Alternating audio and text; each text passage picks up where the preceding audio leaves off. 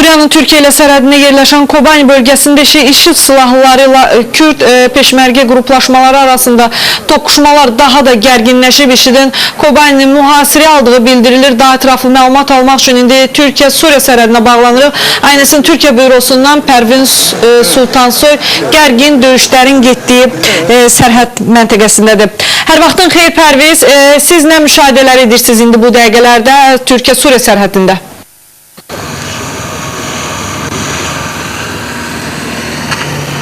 Salam, hər vaxtın xeyir olsun Natavan. Bəli, bildiyiniz kimi biz hal-hazırda məhz Türkiyə ilə Suriya sərhəddindəyik və onu da xatırladım ki, biz bura gəldiyimiz səhər saatlarından etibarən buradakı həm mətbuat işçiləri, həm də məhz Mürşid Pinar kəndinin sakinləri dedilər ki, bugünə qədər, bu səhərə qədər belə bir, heç bir zaman belə bir şey olmamışdı. Bugün həmin atışmalar çox güclənib və döyüşlər şiddətli şəkildə davam edir və onu da xatırladım ki, artıq IŞİD qüvvələri arxamda gördüyünüz Kobani şəhərinə, biz Kobani şəhərinə hal-hazırda təxminən 800 metr, 1 kilometr məsafədəyik və onu da xatırladım ki, Kobani şəhərinə IŞİD terrorçu qrupları artıq 3 tərəfdən, həm şimaldan, cənubdan və qərb tərəfdən artıq belə deyim ki, hücumlarını edir və artıq onlar şəhərin dibinə qədər gəliblər. Az öncə də və biz o görüntüləri çəkdik və onu da xatırladım ki, burada həm Türkiyə mətbuatı, həm də bütün dünya mətbuatı hal-hazırda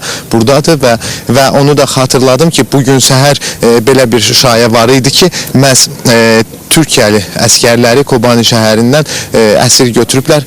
Biz sərhəd bölgəsindəyik hal-hazırda və burada da dəqiqləşdirdik.